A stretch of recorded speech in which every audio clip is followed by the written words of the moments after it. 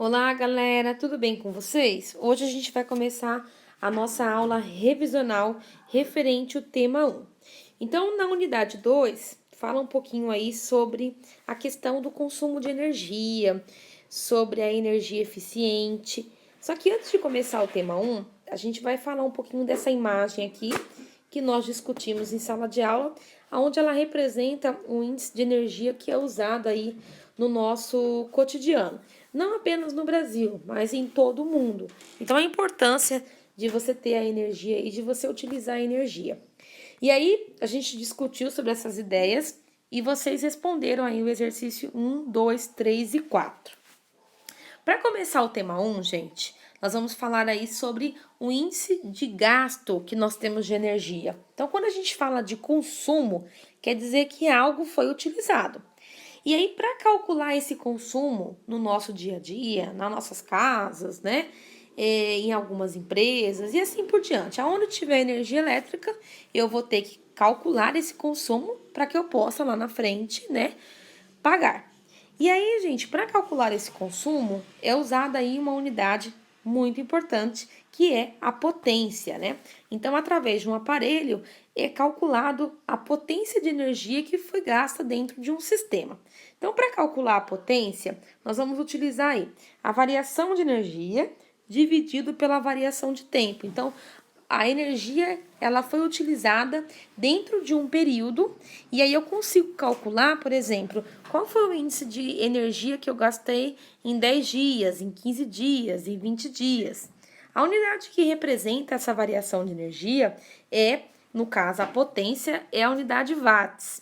E a unidade que representa aí o calor é o joule.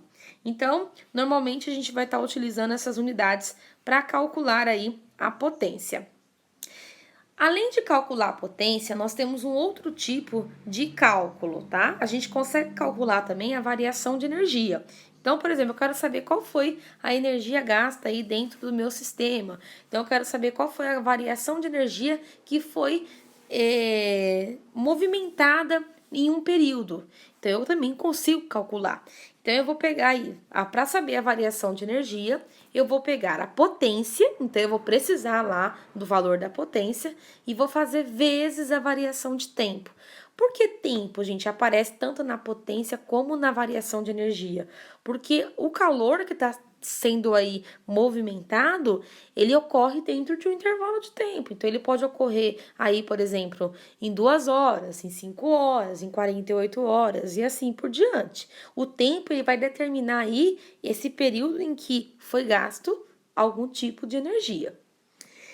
E aí, pessoal, normalmente aí para agilizar os serviços de cálculos, né, de consumo de energia, normalmente nas contas de luz é utilizada a unidade quilowatts por hora, né? Se fosse utilizar uma unidade menor aí, talvez a conta sairia ainda maior, né?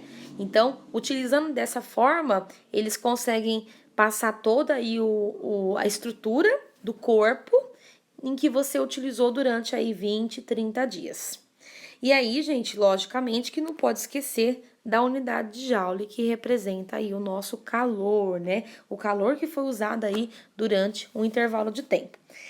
E aí, pessoal, qual que é a importância aí das transformações energéticas, né? Ela representa muito a questão da eficiência. O que tem a ver eficiência, gente? Eu tenho 2 tipos de materiais.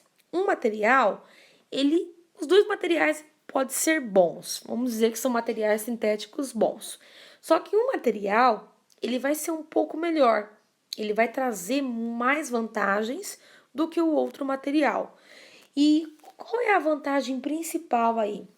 Além do bem-estar, aí a redução de você ter que pagar, né, por uma conta talvez um pouco mais alta. Então, se eu posso pagar durante o mês R$ 50, por que eu vou utilizar materiais que eu vou gastar aí no final do mês R$ 100? Então, a eficiência, ela está muito ligada aí na questão do gasto e também na questão do bem-estar. E aí, na página 8, ela tem aí uma tabelinha onde ela representa essa questão da eficiência, tá? Então, já está comprovado que eu tenho materiais aí bem mais sofisticados, né? Aonde o meu bem-estar, a minha eficiência vai ser bem maior, ela vai dar essa comodidade, né? E além de ser um pouco, como que eu posso dizer? Ela vai ajudar nos gastos, né? Então, além dela ter uma eficiência, ela ainda vai trazer vantagens na questão econômica, tá? Então, na tabelinha aí da eficiência energética, ele traz um caso aí como das lâmpadas, né? A lâmpada LED, ela tende a aumentar ainda mais a cada dia que passa o uso dela no mercado, né? Então, ela tá ganhando aí um grande índice de compra por conta do seu valor, do seu material e também da vantagem que ela traz no dia a dia, né? Na questão do consumo de energia.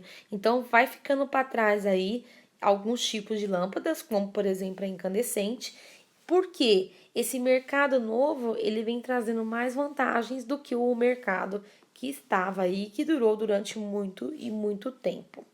E aí, pessoal, tem uma questão aí na página 8 que todos vocês fizeram em sala de aula, né?